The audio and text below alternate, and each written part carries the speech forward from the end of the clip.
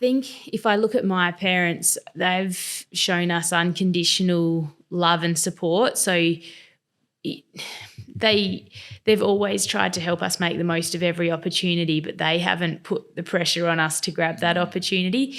There were times when, like, I was at high school in Narracourt and I had this opportunity to become a boarder in year 10, and that was really scary, and my parents probably had to give me a bit of a nudge to do that, and I'm so grateful I did. So there have been times when they've, encouraged me in a particular direction, but on the sporting front, it's more just they're like, oh, you've made the team to compete here. We're going to go there and cheer for you. But they're not. They're saying, have you done your training? What are your splits? They really keep right out of that.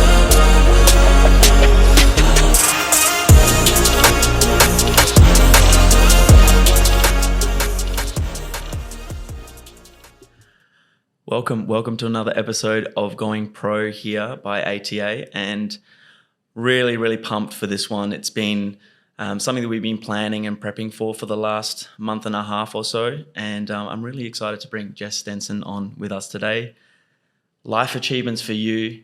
Most importantly, you're a mum of a beautiful boy, Billy, and you have another one on the way in September, so congratulations for that. Thank you.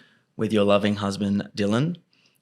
But on a personal front in your own career, you're a Commonwealth Games bronze medalist in Glasgow, bronze medalist in the Gold Coast, and last year you picked up gold in Birmingham for the marathon in the Commonwealth Games, which is a massive achievement and definitely a milestone that you've been working towards for a long time. So it's, as someone that is played tennis for a long time and just reaching my own personal goals, when you reach something that you've been working for, I'm sure it would have been a really satisfying moment. So I'm really keen to tap into just that whole world and everything that's led up to that moment. And you are just an all-round great human. The fact that you've just come on and I approached you and asked you, would you be keen to jump on? And you kindly said yes. And just listening to your conversations, you're a very humble person, and we just appreciate you taking the time. So thank you very much for being here with us today. Thank you. No, I'm really looking forward to the chat. Awesome. So yeah, I did my research. I really wanted to make sure that I was prepared as much as I could. And I was listening to your first ever race. Now, in your first race, you were 5 years old. This was around your hometown in Narracourt, right? Narracourt, yeah. Through the pine forest. That's right. So you're getting ready to start, and you actually chickened out before the race. And the kids all went, but then there was a difficulty in the course and a few people got lost, and they actually had to restart the race. So in that moment, you actually got to go again later. You were fresh. You ended up getting the win on that day, which is like sick in your first race. But do you feel something like that happening? I'm a big believer that things happen for a reason. And do you think that kind of postponing and then having to start the race and getting that opportunity to go again, is that something you always think back that running was always meant to be part of your journey and part of your path? It is really interesting because at the time it didn't seem like much of a big deal, but I look back now and think, well, if the race had all gone well, the first race that I chickened out of, and I just sat on the sidelines and my peers completed the race the following year, the annual cross-country day would have come up again. Perhaps I would have sat on the sidelines again. At what point would I have actually discovered that running is something that comes quite naturally to me? I think I was scared because I did care. And I remember as soon as the gun fired and the kids headed off into the pine forest, I had this pang of kind of envy. So to have that second opportunity to line up later in the day, and it wasn't fair that I won. I was the freshest, runner out there. But I remember the satisfaction of finishing was just so strong. And there's a picture of the winners in the local paper, and we've all proudly, got our medals around our necks. And I continued to feel extreme nerves, particularly throughout primary school with any individual race. But the reason I was nervous is because I knew that at some point it would become really uncomfortable, and I wanted to know that I'd be able to push through that. At the end of the day, once I was out there with the the fresh air and the soft sand under my feet, like I did feel like it was where I was meant to be, but I knew at some point it was going to get really hard and I'd have to push through that to get the most out of myself. And I loved that finishing feeling and the satisfaction that came from knowing that it had been really difficult and I'd been able to get through that. But naturally it causes you to be nervous because it's not a comfortable feeling. Yeah. And the fact that you voluntarily keep facing that, I think you build a lot of resilience over time. And do you look back at that experience and then following experiences after as a reminder that you can keep on doing it and you want to just keep on doing it regardless because you enjoy the feeling of being out there?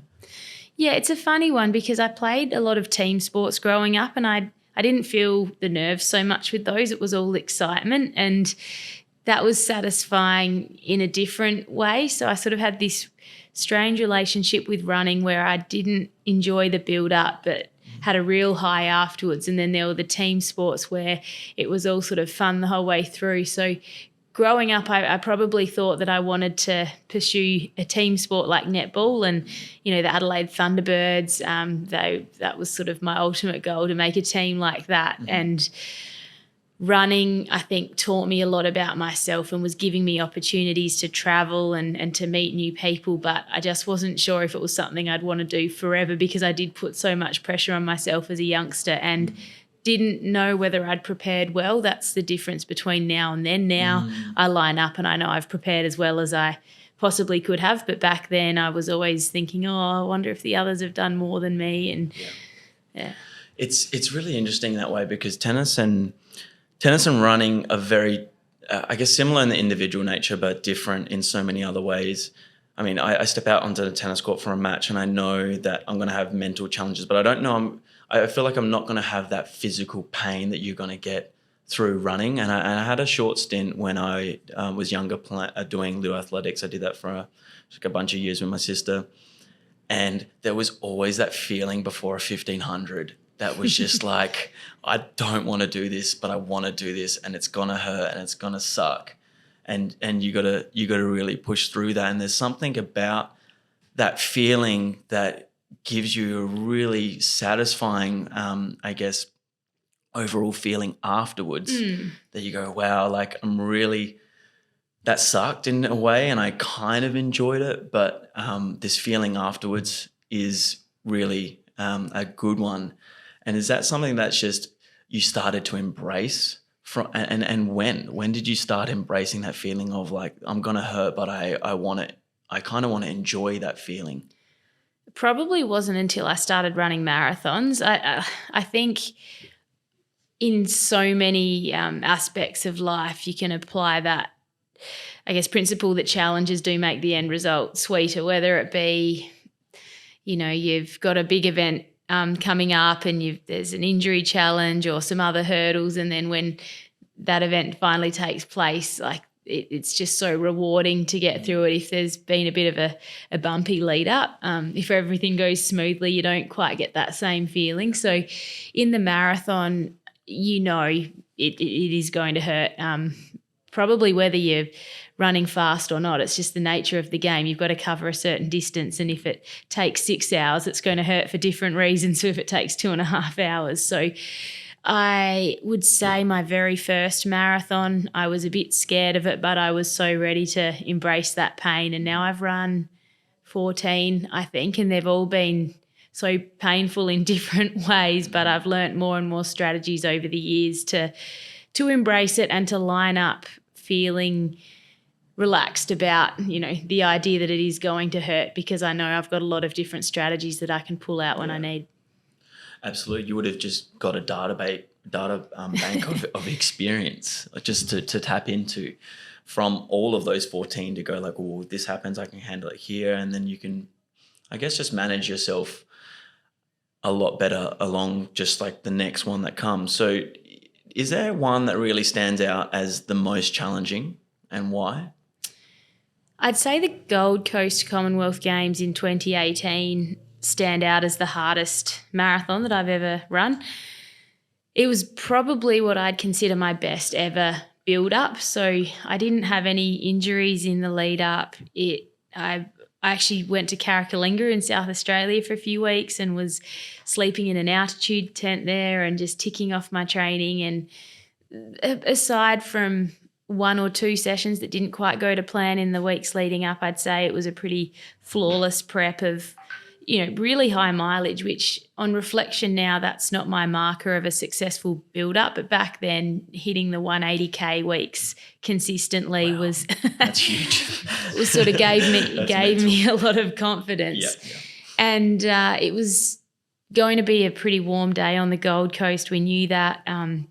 We knew the field would probably go out somewhat conservatively, and my coach was encouraging me just to sit back, conserve my energy and really kick down in the final 10 kilometres. But I didn't really back my speed against the other women in the race. So when the gun fired, the race was going very conservative. Well, the pace was very conservative, and I became a bit impatient and started to push the pace earlier. My fueling and hydration wasn't quite going to plan. My guts were feeling a bit disrupted. And so I think at the turnaround point at 21 Ks, that's when the rest of the field or 4 of the other girls caught me, and we were running together to about 35 Ks. And then I just remember feeling the emptiest I've ever felt in a race, and it's in front of a home crowd. I felt like I did have a bit of the weight of the country on me. Having won that bronze medal in Glasgow, I really wanted to win a medal or, do 1 or 2 better at this Games. And so it was difficult to stay composed in that moment where I really wondered whether I would actually get to the finish line. But I just had to, one, draw on the energy from the crowd because there were Australians everywhere screaming, and just focus on really simple tasks. And in running, that is just relax your shoulders, keep the breathing as controlled as possible, get one foot in front of the other. I was doing some visualization, imagining Max Stevens, who was one of my main training partners in the build-up. I was picturing him just ahead and saying, stick to his shoulder, and doing whatever I could, and eventually got into the bronze position and was able to hold that. But when I crossed the line, I felt really unwell and knew that I'd absolutely gone to the depths of my limits that day, and came away with a lot of, I guess, a new awareness and appreciation of how strong the mind can be, because physically I didn't trust that I was going to get there. Yeah. So my question is, you were digging deep there in that well. Where were you going mentally? You talked about visualization, but what were some of the things that you were doing mentally to just get yourself through in a moment like that when you're in absolute agony and pain? So there were some sections of the course where there weren't many people, and I would sort of look ahead up the road and I could see Lisa Waitman from Australia, and I was sort of looking at her feet, and then, my mind would say, you've just got to stop, and you'd be like, okay, just get to that next tree or sign. And then there was a sort of steady incline with just, 20 people deep. The noise was insane, and there were so many people cheering on one side of the road, and it was a bit shadier on that side. So I sort of ran to the side of the road. I was probably only a metre from the spectators, just almost looking into their eyes and pleading, like, help me. But I remember just trying to get the energy from the crowd, and rather than running in the middle of the road, was really hugging the edge and just using every bit of that support I could. For sure. Just like tapping into that crowd energy would have been, I guess, one way to almost like absorb that energy from them. This is just a quick note on our podcast sponsor. This podcast would not be possible without the support from 4RT. They are a creative house that helps businesses with their advertising, marketing, and content needs. If your business has a story to tell, then these guys can really help you with that story. And through ATA, they've helped us massively, and we trust these guys dearly, and we feel like they're the best in the business. So they could add a lot of value to your marketing and advertising needs. So what did you learn? What did you learn from that? Because I feel you learn massive things from those super challenging experiences. One, I guess, painful experience that I had on court was the very first time that I played in a professional men's event, and I wasn't expecting to play. I got the call up late to be in the qualifying for a challenger event, and it was my very first time with umpire and bowl kids. And I prepared, like you said, with Gold Coast, you prepare so well. I thought I did the best preparation. And then I got out there and I full freaked out. Like I just froze. So many people there watching, people I knew, and then just the feeling of having an umpire and ball kid, this new unfamiliar territory. And I just remember how almost like embarrassed and how I guess I didn't enjoy that experience at all. But from that experience, everything got better after that. I learned so much about myself. I started to do a lot better in the local tournaments here. I started training harder. I started preparing better. And I felt like that was a real catalyst of growth. So from an experience like that, where you feel like you prepared so well, you did everything you could, and then you had an experience like that, what did you really learn about yourself, and how did you change things moving forward? Well, there are a few technical things. I acknowledged that I didn't pay as much attention to my hydration and fueling strategy as I should have in the lead up or in the race. And then my coach obviously had a plan and I didn't fully believe in it. And I think it's so important to be on the same page there.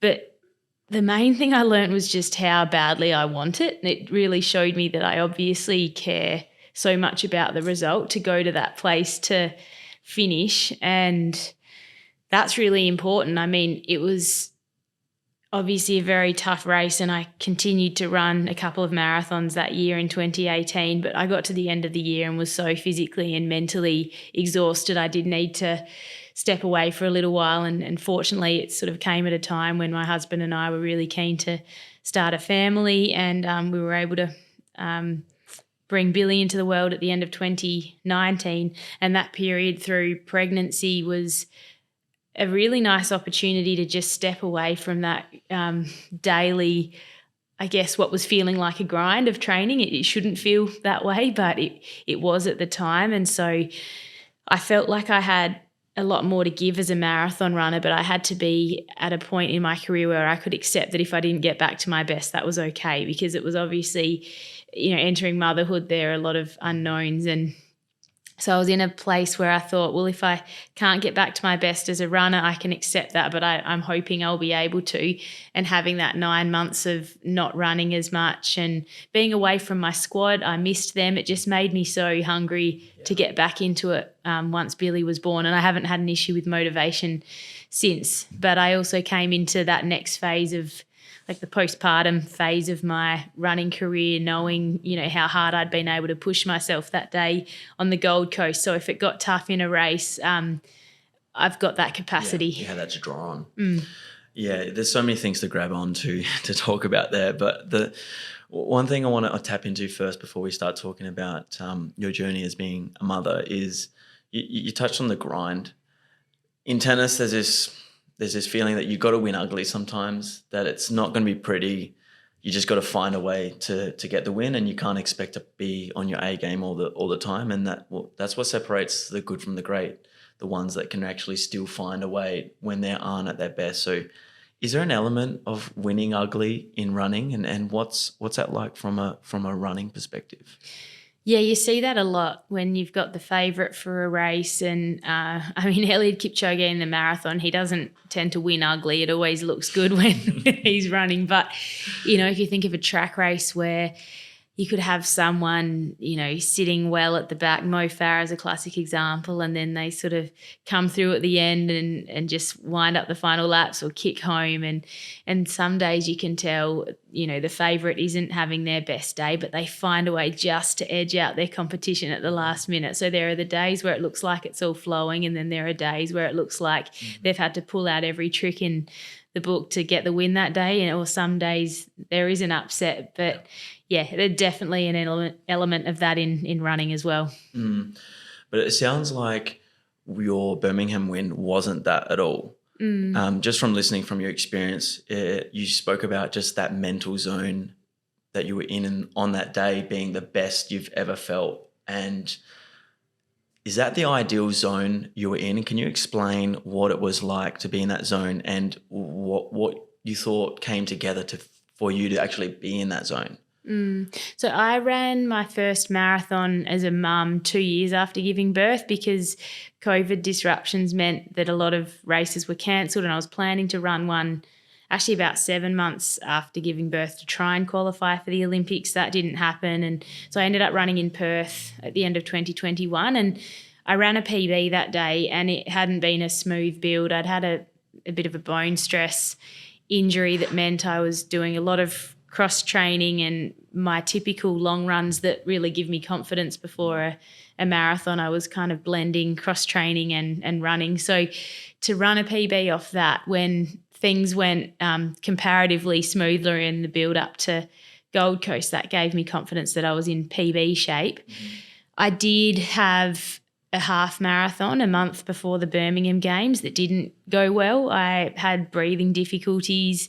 It really knocked my confidence, and I had a chat to my sports psychologist, I think it was a week before the marathon in Birmingham, and that was really valuable. We just spoke about some strategies I could use if those breathing challenges kicked in again based on my experience and what I thought I needed to do to settle it.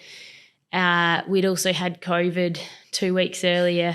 We caught it on the plane flying to Europe because we prepared in Switzerland prior to the game. So that a few little things like that could have thrown me, but instead it was almost just like, oh, well, let's just do the best with the situation we've got. And at the end of the day, I have to enjoy this because it's a huge privilege to be back running for Australia. So despite those little hiccups, when I lined up, I felt really excited about the opportunity rather than daunted by it. Yes. And I wasn't attached to that, I've got to win a gold medal like I was in 2018. It was more just let's follow the plan and see how this race plays out.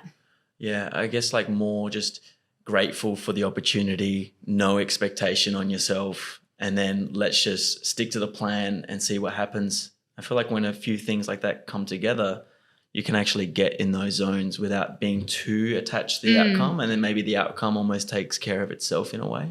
And if the outcome is looking to be favourable, that just fuels your excitement throughout the race. And I had a 10K race for maybe 3 or so months before the marathon that was a personal best. And so that gave me that confidence in my finishing speed. So when my coach and I discussed the race strategy, I really felt like I was on board with that plan as well, which helped.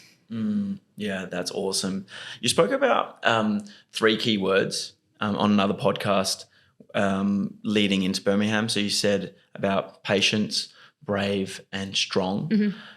So obviously like patience in the marathon, being brave to take the moment, but what was it about strong for you? And do you always, or is it important for you to have mantras or keywords for intentions going to races?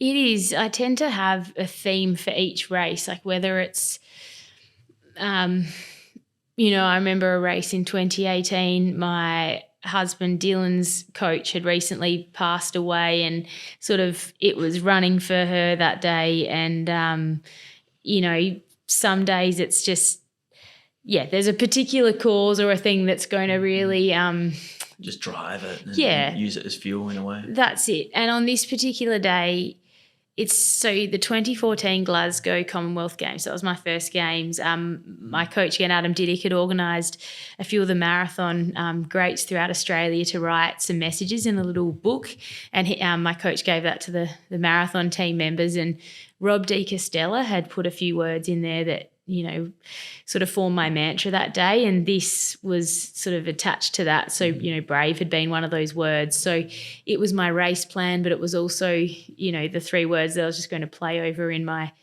head. And the idea of being patient at the beginning was just, it was a bit of a challenging course. So there were some undulations in the first half and then some really steep hills in the final 5K. So patient early on, conserve your energy, get a feel for, the rest of the field and how the other athletes are finding, the inclines, and nestle into the pack.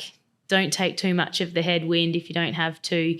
Make sure you get your fueling right. And then brave was about starting to push the pace a little bit, and that was pretty well from 28Ks onwards, where we had a longer flat section. And I was feeling really good at that point. I felt like I'd conserved as much energy as I possibly could have. Fueling had gone, as well as I could have hoped. And so that's where there was a bit of a breakaway that formed. And then by the time we got to the final 5-7 Ks of hills, it was just myself and a Kenyan athlete and a Namibian athlete. And that's where the strong came into it. Mentally strong, that's a given, but for me it was about being physically strong up those hills as well. And as I said earlier, we'd been training in Switzerland beforehand, and that was quite a hilly location. So I'd been practicing on some hills and just had to try to convince myself that, I was the most prepared out there for those hills. Yeah. What an exhilarating moment that would have been when you guys as a breakaway pack just going for it towards the end. How would you describe that feeling on race day when you're close to the finish and you're in a breakaway pack and you're all competing against each other?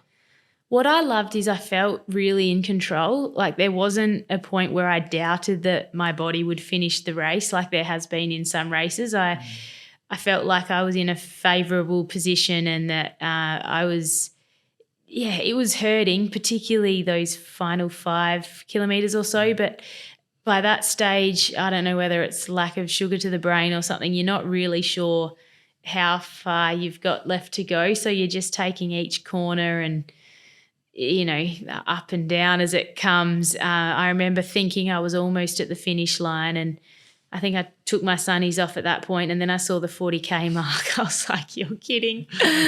2 Ks to go. And that drags. But when I finally saw the finish line and was on that home straight, it was just a flood of relief and, it's just complete contentment, really.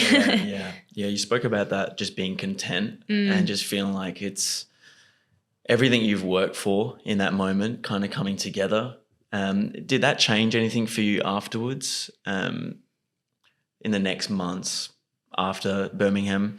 Do you feel like anything kind of changed for you from that result? Definitely opportunities, like career opportunities arose. So even the opportunity to run the New York Marathon came, and that was three or so months, maybe 4 months after the Commonwealth Games. And New York Marathon's one that I've had on my to-do list for many, many years, but it's a hard, elite field to get into. So to be invited into that field, it happened to be the race that my brother Jack was using as his debut. So I was like, I've got to make the most of this opportunity. And I knew it would potentially be difficult to get back into training after such a big life experience, but I wanted to give myself the option. And I was really glad that I ended up going to New York. And again, I just, I tried to enjoy that race as much as possible, and I was happy with the result. But I felt after that I needed probably just a bit of time away from the marathon again to really get the hunger back for a good one, because it had just been such an emotional and physical, year. I'm sure it's grueling.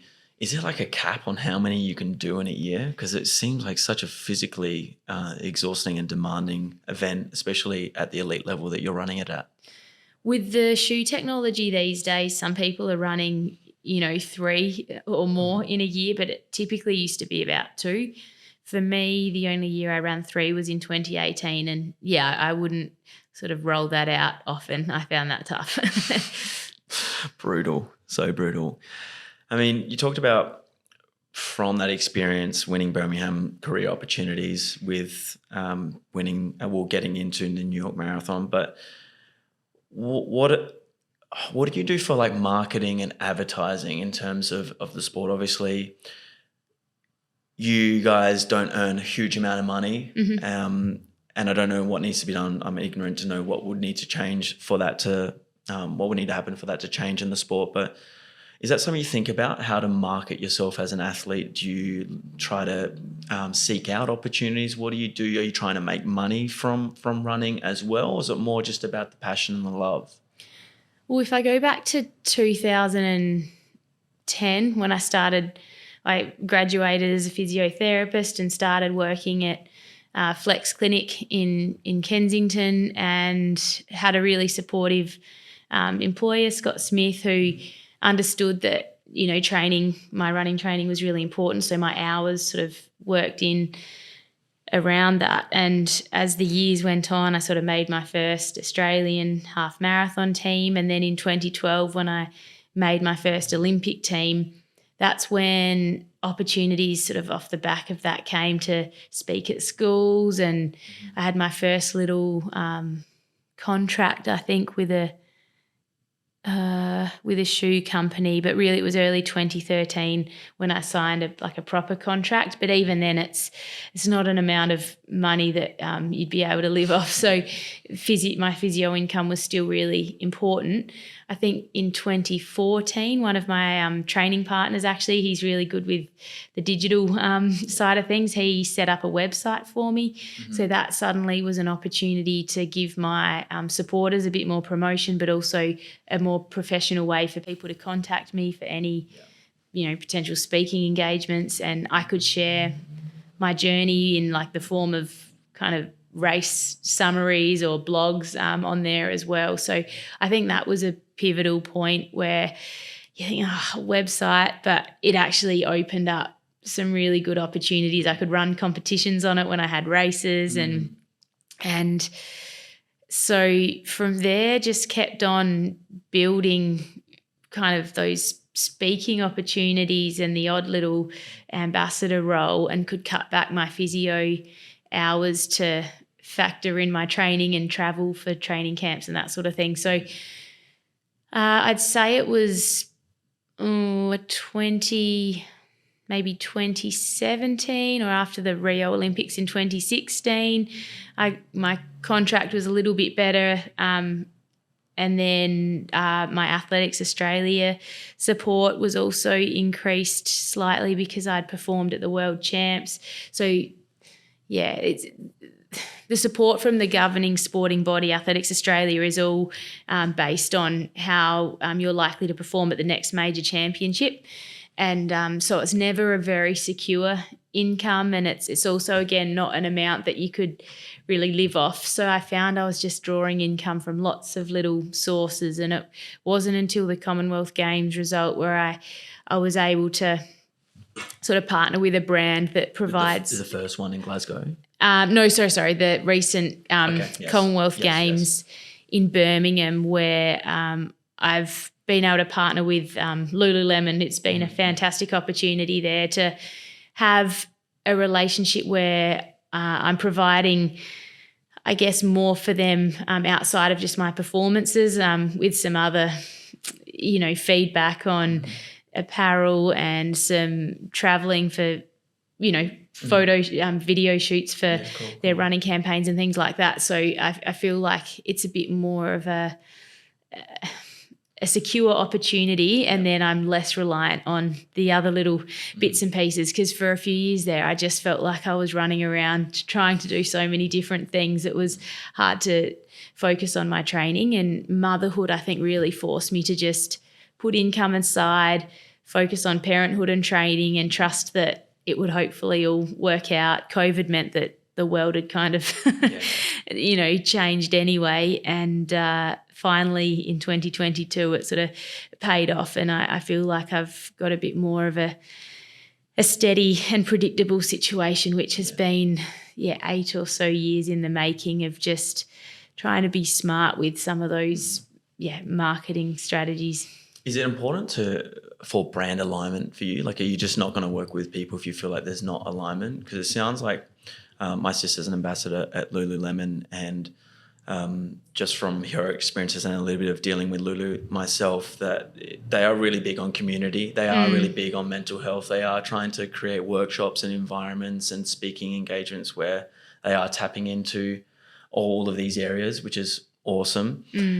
Is that a big reason why you joined the team at Lululemon? And what sort of things do you kind of do in that sort of space in terms of like the mental wellness and mental strength sort of workshops and speaking engagements?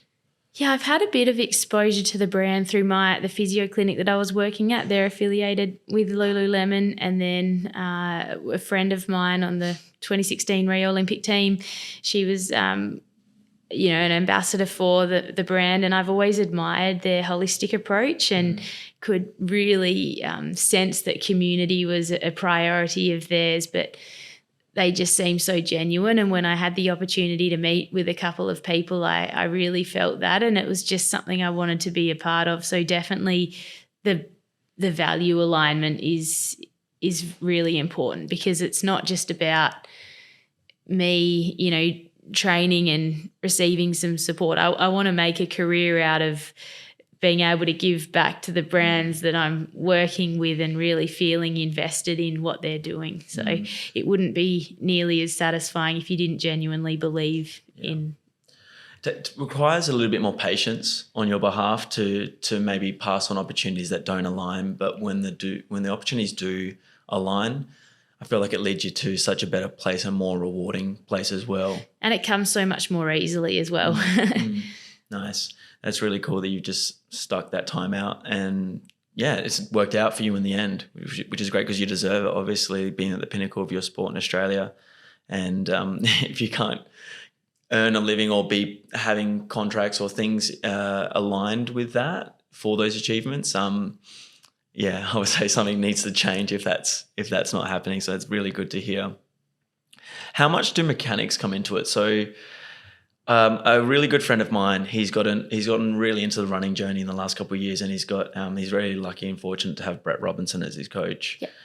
And his times are he's just shaving times off all the time, and he's focusing on the half marathon, and he's getting some really, really incredible times for the amount, for how long he's been on the running journey. Mm-hmm. And I was just asking him, like, do you guys really focus on mechanics and your form to go to? And he said, no, it's just really about like the preparation and structuring your weeks and the build up, and just more like hydration strategies, and like you've touched on.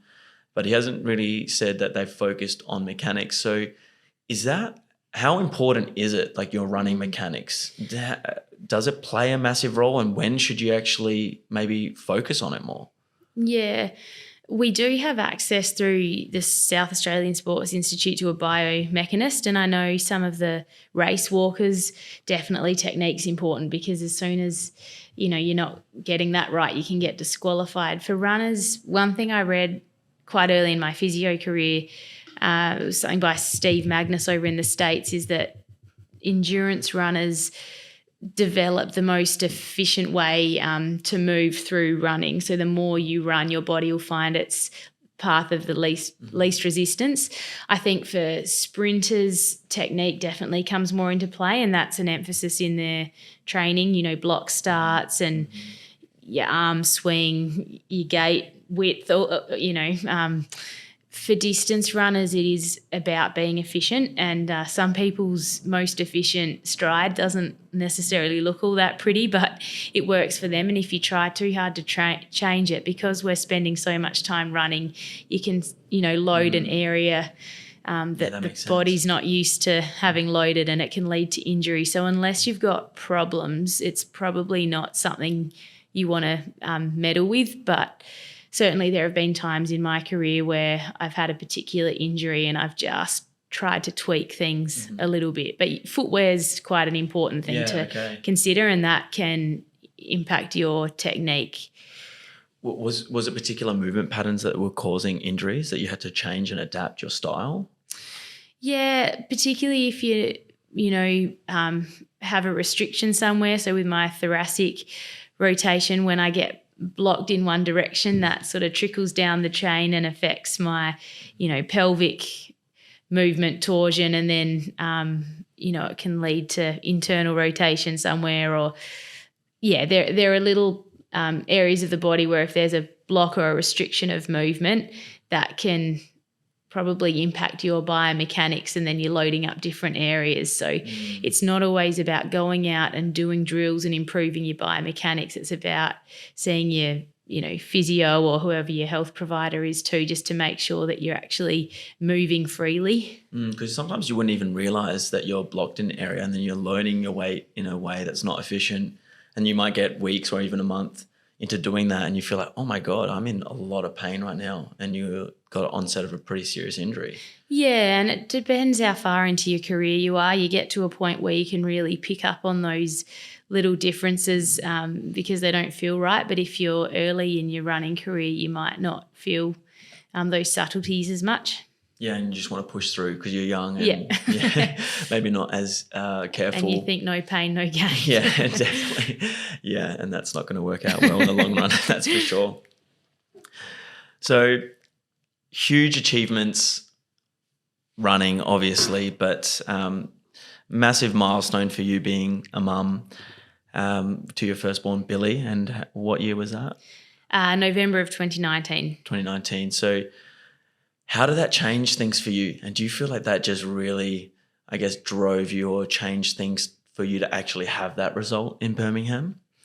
It changed things in a number of ways. I think for one, it provided a sense of fulfillment that meant that I wasn't sort of seeking that as much from my running anymore. So running was just something I did for me that was a bonus. It wasn't, I think prior to becoming a mum, I just felt like I was trying to find something, and then when he was born, it was like, oh, this is it. Like it was amazing. And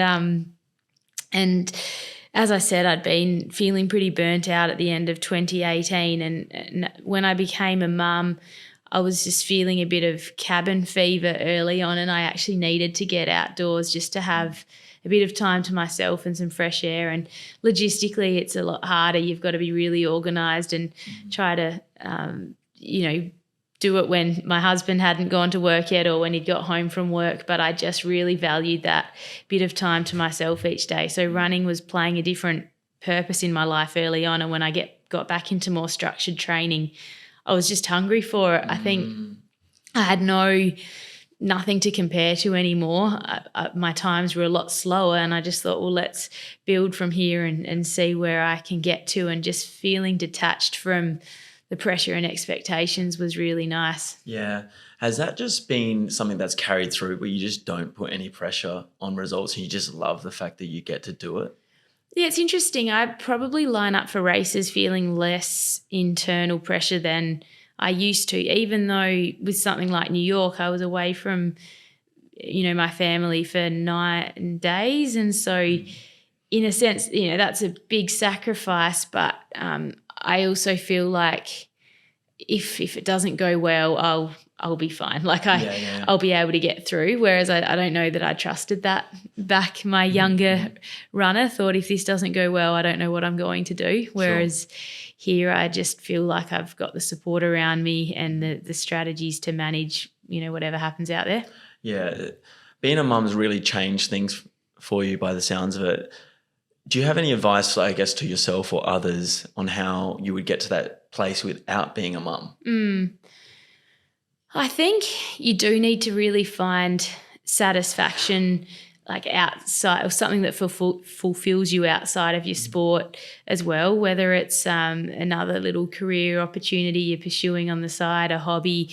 If you've got a few areas that fill your cup, you don't line up feeling like I need this result today to make me, feel satisfied. So it's about going into your sport with curiosity and excitement about what might be possible, not fear of like what happens if it doesn't go well today.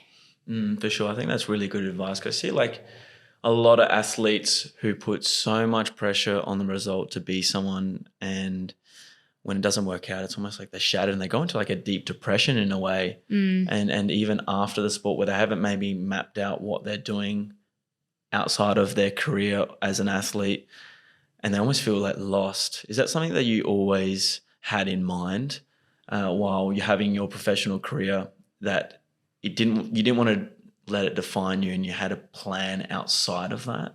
It's interesting because I remember being in my second year of study at uni and feeling like I was in a bit of a hole. Like I was pursuing this career, which was exciting, but I'd always had this sporting dream as a young child, and my brother was sort of living out his. He'd just been drafted to the Melbourne Demons, and my sister was initially she was rowing, but she ended up going and working as a jillaroo and sort of living out her dream. And I felt like I just hadn't kind of ticked all of the boxes that I dreamed of as an athlete. So that's when I switched from playing netball to really throwing more into my running. And I was finding my running was starting to provide just so much fulfillment that was making me a better probably student and person generally. So it was actually running that helped me out of a bit of a rut in my life where I just was waking up feeling a bit flat and not that content with where I was heading. So now I'd say, yeah, with people who are balancing so much, particularly young tennis players, I know you can train for hours and hours and hours a day, whereas as a runner, you can probably only maximum do 3 hours of training a day between, your gym and your running. So we do have a bit more time available to pursue hobbies and outside interests perhaps, but I still think any athlete needs to have some sort of outlet. And I've learned as a mum that training more for me maybe isn't like I've pulled back on my mileage. I've got more of an emphasis on quality over quantity now, and I've actually performed better. So when I was doing those 180 to 200K weeks, I don't think that yielded better results than me pulling it back a bit, focusing a bit more on recovery and just looking after myself as a person. So it takes a while to learn what works for you, but more isn't always better. I think effective is best. Yeah, you spoke about running being an outlet, and I think that's so true and so important for everyone to have whatever outlet that is that works for them. Do you feel like that helps you show up better as a mum? And my other question is, what sort of things do you really want to instill in your kids in terms of values? I do think it helps me to show up better as a mum. I notice if I don't get outside and be active. I mean, in pregnancy, it's not always running. It can just be going for a walk or something. I feel a bit lethargic for the day. I don't quite have that buzz and that motivation to get the most out of the day. Starting the day with some form of exercise or knowing that I'm doing something later on tends to just help me tick. It gives you an appetite for life, but also, you can come back and enjoy fueling and just you generally tend to make better lifestyle choices because you want to sleep well so that you'll feel good when you're exercising. And it all kind of feeds in together and then you build momentum. That's right. And then the other part of the question was... Just as a mum, what sort of values do you really want to instill into your kids? I think if I look at my parents, they've shown us unconditional love and support. So they've always tried to help us make the most of every opportunity, but they haven't put the pressure on us to grab that opportunity. There were times when, like, I was at high school in Narracourt and I had this opportunity to become a boarder in year 10, and that was really scary, and my parents probably had to give me a bit of a nudge to do that, and I'm so grateful I did. So there have been times when they've, encouraged me in a particular direction, but on the sporting front, it's more just they're like, oh, you've made the team to compete here. We're going to go there and cheer for you. But they're not. They're saying, have you done your training? What are your splits? They really keep right out of that. Yeah. They've probably been a little bit more involved with my brother's footy because the club really does try to involve the parents, but it's still at a level that just feels very supportive and loving rather than pressure. I think that's really good advice. And yeah, you just see it can go both ways. Like you see some parents have maybe put some more pressure on and maybe they've had some tension, but later on it leads to great things. And there's no right or wrong way, but it does sound like that loving environment you grew up in shaped you massively, and just being in Narracourt and having so much availability to just be active and have such an active lifestyle would have been so awesome for you guys. Yeah, and mum and dad also role modelled hard work. Like they're they set themselves big, ambitious goals. Like for mum, it was they decided to start a swimming business in our backyard in Narracourt. made the financial sacrifice to get an indoor pool built, and Mum every day was in the pool teaching swimming in the morning after school. And we had lap swimmers coming. My dad's a vet and like a consultant, and so he does a lot of speaking and presentations. So I've sort of seen him, getting out of his comfort zone, doing those sorts of things, and having Mum and Dad to watch throughout my whole career is just, I guess, without me realising, encouraged me to just be brave and try big and scary things as well. 100%. It's almost like they didn't even need to explain things about working hard. They just modeled it through their actions, and you just got to observe that firsthand. Well, it sort of feels normal when that's what you've grown up watching, so you don't really question it. And I mean, by coincidence, Dad's really passionate about animal nutrition and human health and nutrition, so we've always had big discussions about that. And, my dad's had some tough health challenges in the past couple of years. He was diagnosed with a tumour in his thigh at the beginning of 2021, and that really, again, just showed another level of just how strong Dad is. And he maintained an optimistic mindset throughout his 9 months of intensive chemo. And I was visiting him a lot in the hospital, and I just really admired the way my family manage that situation. And it's ongoing. Cancer's one of those things where you're having ongoing checkups, but I just, again, line up for a race. I'm like, this is just something I get to do. It's a privilege. Some people are going through a lot of pain and don't get, it really just shapes your outlook. Yeah, it's such a beautiful perspective to have. And you've been such an inspiration to so many mums out there, and not just mums, but a lot of people. And I feel like there's so much positive momentum and support for women to really, after pregnancy and after giving birth, to keep chasing their goals and their dreams throughout just like different stages of their life. Does that really drive you? Does that really just get you to show up and just keep doing what you're doing at the highest possible level? I do really love the opportunities to basically see, chat to women, particularly mums, throughout running.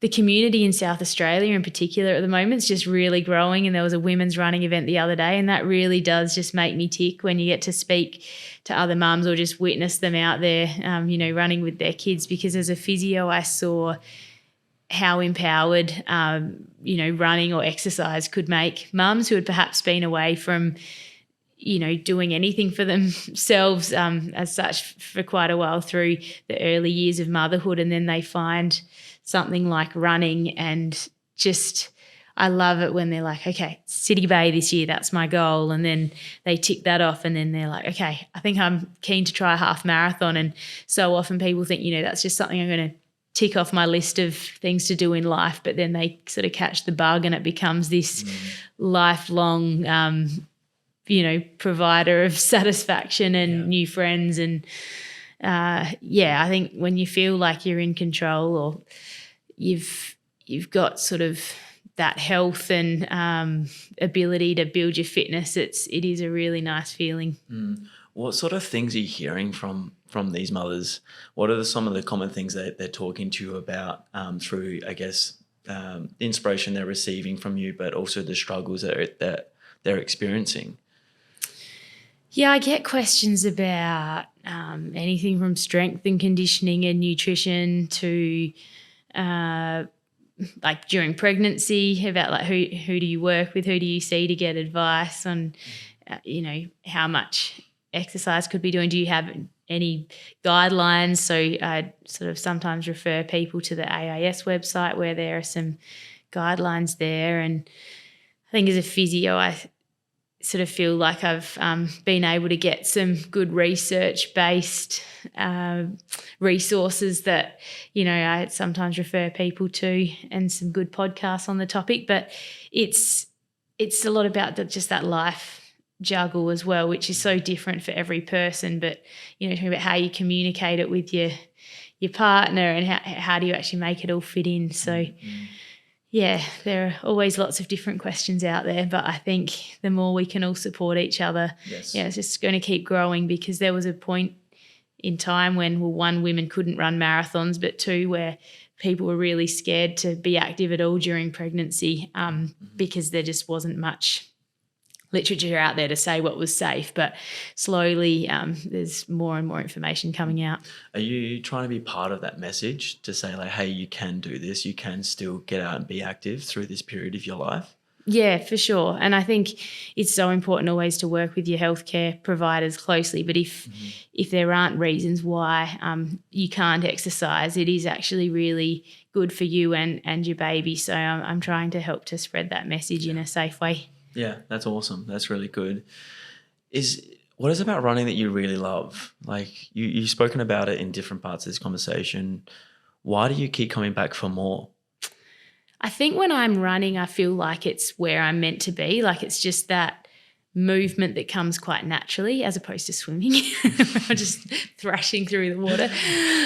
So it feels flowy to me. I mean, there are obviously days where it's really tough as well, but I know what it feels like to feel good running. I love the way it connects me to others, and you do feel a part of a community. I've love hanging out with my squad, and then the wider South Australian and Australian running community. It's created opportunities to travel, meet amazing people, experience big events. And at the end of the day as well, I've always loved nature and the outdoors, and running gives me the opportunity to be out enjoying that, every day if I want to. So the one other thing is probably its simplicity, the way you can be anywhere in the world. You pretty much just need sneakers, ideally some clothes, and you can head out the door and explore. Like, you don't need much, and you can really feel and measure progress if you want to as well. I think that's such a massive draw card,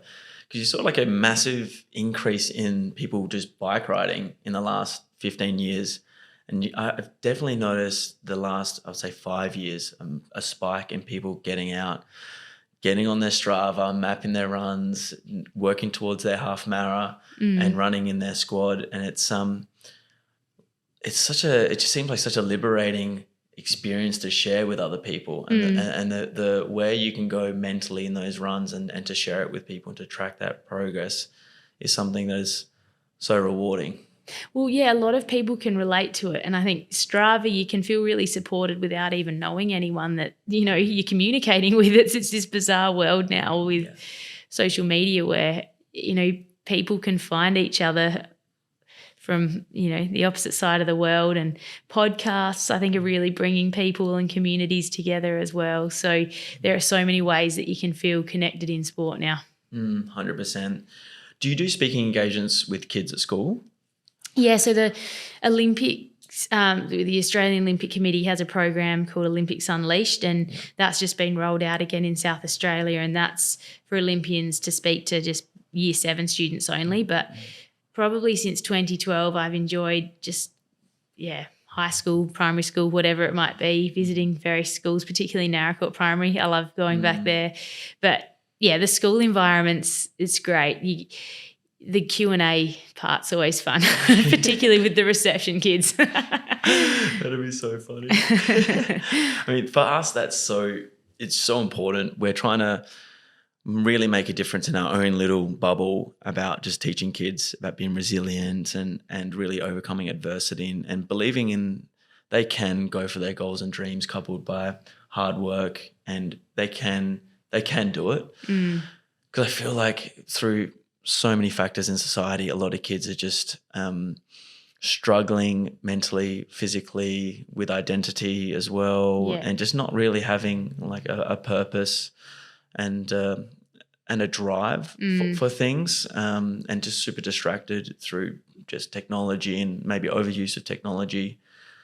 What are you observing with the kids, and is it what sort of messages would you give parents who have young kids, or just kids in general, to build some of these tools and these skills that you use to get through such grueling races? there's definitely a lot of noise out there now, and people being pulled in all sorts of directions. The beauty of Narracourt, it was everything was close, and you could go to your basketball training on a Tuesday night, netball on Thursday, little aths on Friday, and it was all, parents would help out and take, carpool, that sort of thing. Oh, it's hard because I know how nervous I would get as a kid for some of these things, but I was motivated to train because I think I did enjoy challenging myself, and I think just embracing that challenge and having something that there's challenges that can be thrown on you, like a health challenge, but then there's also those things that you can seek out. And I think it's really empowering to seek out some challenges and then get the satisfaction from having ticked it off. So if you can find your thing, for me early on, it was playing the piano as well. I'd, do these little recitals. And again, it was such a huge source of nerves. But then afterwards you'd be like, oh, I did it. I could do it. Just have these things that are scary, but show yourself, what you can do. And I do think going back to running again, it's one of those things, it can be as out there or as hidden as you want it to be. And if there's someone who's just wanting to do something for themselves, just getting out for a walk of the block, and then it turns into a bit of jog walking, and then eventually you tick off like I ran the whole lap. No one else needs to know about it, and it can be such a source of self-satisfaction. Yeah, that's really important, because a lot of people, they only want to do it for them, but they feel so daunted by the task of the whole thing. So breaking it down into smaller chunks like that, I think, and having the little wins is a really important message for people. What's next for you though? So another child on the way this year, but in terms of where you're heading next after that, are you really wanting to get back out and race? Do you have some big goals? Where do you want to take this next phase of your life? Yeah, I'd really love to run for Australia again. That's what really sets me on fire. Like I love it. And it's something that's hard to put a time frame on, because there are some unknowns with pregnancy and childbirth and the postpartum period where you don't know if your baby's going to sleep, if it's going to feed well. And so I can't say I'm going to run a marathon, 7 months after giving birth. But if I did want to try and qualify for the Paris Olympics, that's what I'd have to do. So I'm not completely ruling that out, but it's, I know that would be a pretty extreme thing to do. So I'm just staying very open-minded at the moment, thinking I'll try to get back set myself up now to be hopefully strong and ready to go for when I've given birth. And if it works out that I can, get out each day for some training, it would involve a lot of cross training as well. And that goal sort of evolves, well, that's great. But if not, down the track, if I can try to earn another green and gold singlet, that would be great. But yeah, family is definitely my priority. And so I've just got to see what feels right. Let's just say everything goes really well and you do end up going to Paris. Is there a place in that field that you would like to be? Obviously, you're at a different stage and you're not putting too much expectation on yourself for result, but is there somewhere at this part of your career with the times that you've run that you would really like to be? Well, like a top 10 at the Olympics would be a huge performance for me. So Paris is meant to be hot and quite hilly, which in a way is, yes, it makes it harder, but it's probably a good thing, because we've got women in the world that can run 2 hours and 14, like a marathon in 2 hours and 14 minutes. And so to get an edge over people who can run, 10 minutes faster, you need a few hurdles, like a few challenges thrown in there. So that's where tough conditions can actually play into the favour of others, because tactics become a much bigger part of it. Awesome. Well, we appreciate this so much. I've been loving everything I'm hearing. I love how you bringing a child into the world has really just opened up so many other doors that maybe you didn't expect. And you're just enjoying the journey and embracing those challenges and not putting too much pressure on yourself. And I think you're in a great place to just enjoy these maybe last races of your life. You don't know how many more marathons you're going to compete in. But you got so many amazing things to look forward to as being a mother and sharing your family with Dylan. So super stoked to have this conversation, and we're really grateful that you took the time out to be with us today, and we just wish you nothing but the best for the future. Thanks, Luke. No, I've really enjoyed today, and keep up the amazing work with the podcast. I think what you're putting out there is really valuable. Awesome. Thanks heaps. Cheers.